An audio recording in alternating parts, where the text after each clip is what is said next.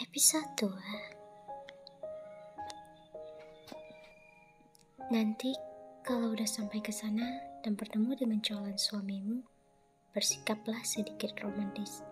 Mengerti? Oma, kenapa harus begitu? Ya, aku tidak bisa begitu, Oma. Jangan kakuin, dia calon suamimu. Kamu harus bersikap romantis saat bersama dengan dirinya.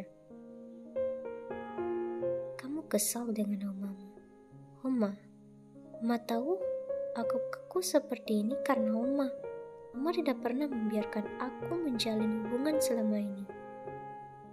Sekarang, kenapa Oma malah memintaku bersikap romantis pada pria itu? Kamu benar-benar tidak mengerti apa yang omamu pikirkan. Dirinya selama ini memaksamu untuk fokus pada pendidikan dan juga karirmu. Tapi tiba-tiba saja, dirinya memaksamu untuk menikah dengan pria yang tidak kamu kenali. Dan juga menyuruhmu untuk bersikap romantis saat bersama dengan dirinya. Omamu terlalu naif.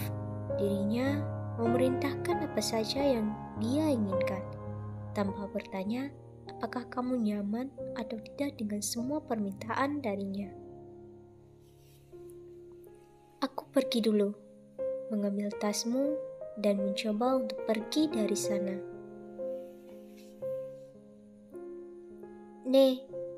Ingat yang Oma katakan, bersikap romantis dengan calon suamimu, mengerti?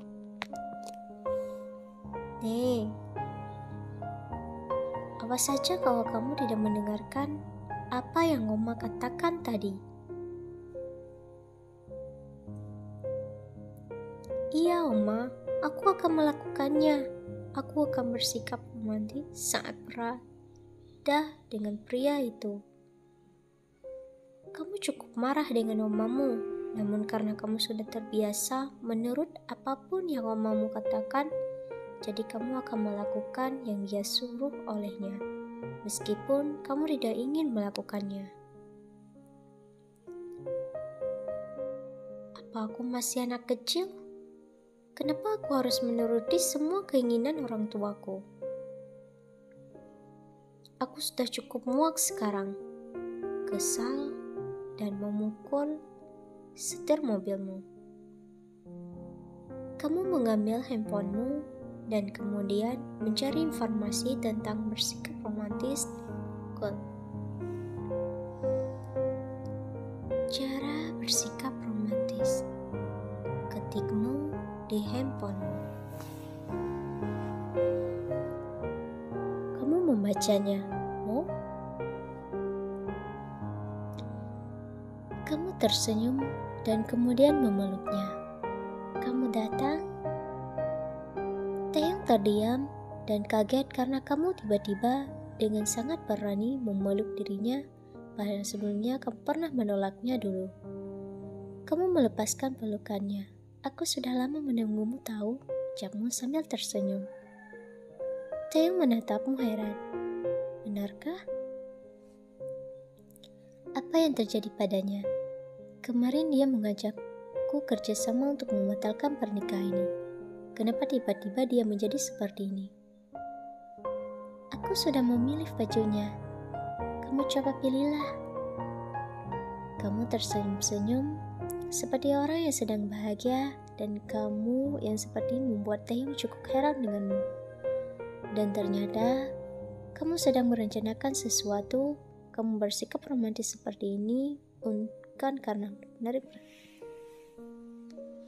melainkan kamu sedang menjalankan rencana untuk membuatnya ilfil dengan sikapmu yang terlalu berlebihan.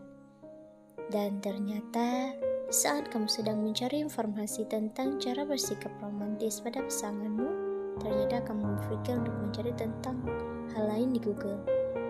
Kamu cukup berharap kalau Taeyong akan setuju membatalkan pernikahan ini seperti yang kamu ajak kemarin. Aku memilih baju ini bagus, kan? Tersenyum. Baju ini sangat terbuka. bagaimana dia bisa memakai baju seperti ini. Bagian depan dan belakangnya terbuka seperti itu. Aku sangat menyukainya. Orang-orang pasti akan kagum dengan tubuhku. Taeyong menyadari keanehan dirimu. Dirinya memang tidak dekat denganmu, namun dia cukup tahu tentang dirimu. Oh, pasti kamu sedang merencanakan sesuatu, Yen. Baiklah, kita lihat saja sampai mana kamu bisa bermain-main denganku. Nih, ini cukup bagus.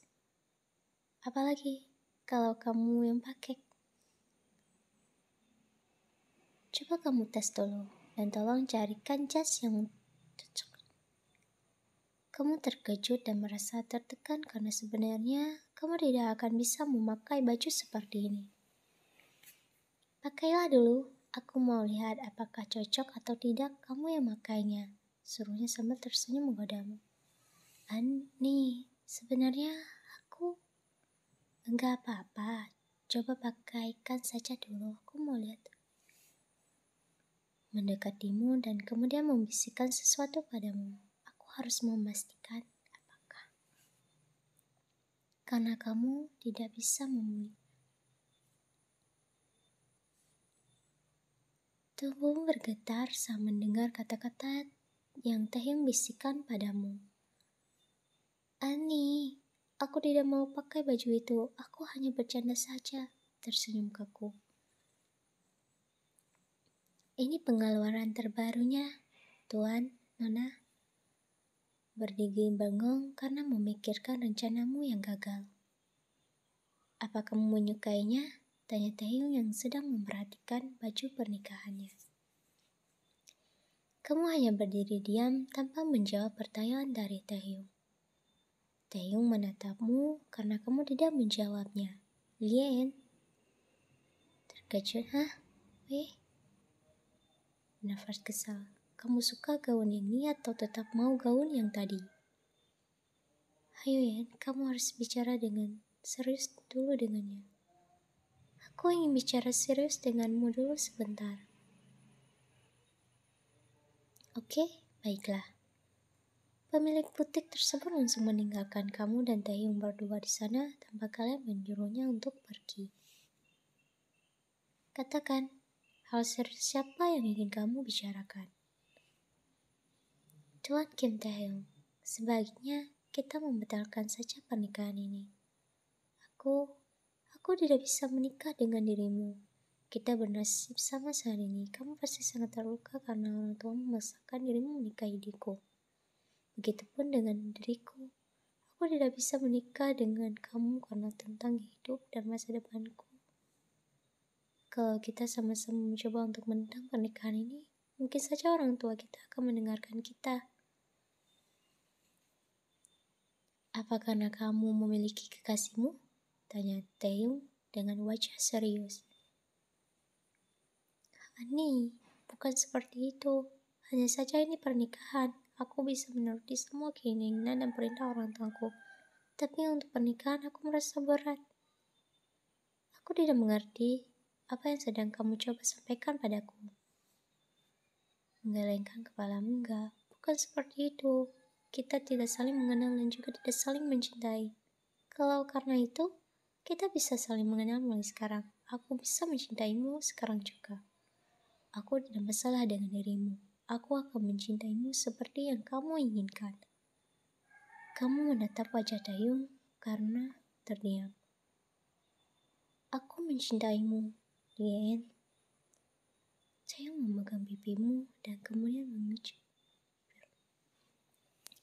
Kamu terkejut dan mencoba untuk menerang Taeyong. Tapi Taeyong dengan nakalnya malah memperdalam yang merubah menjadi.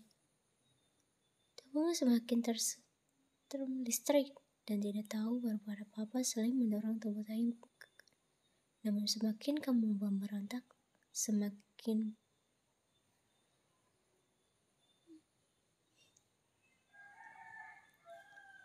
ini pertamamu dan Taeyong merenggut pertamamu ini. Kamu yang cukup kewalahan hingga sampai-sampai kamu tidak bisa bernafas karena Taeyong cukup ganas dan tidak membiarkanmu untuk bernafas. Hingga saat kamu sedang benar-benar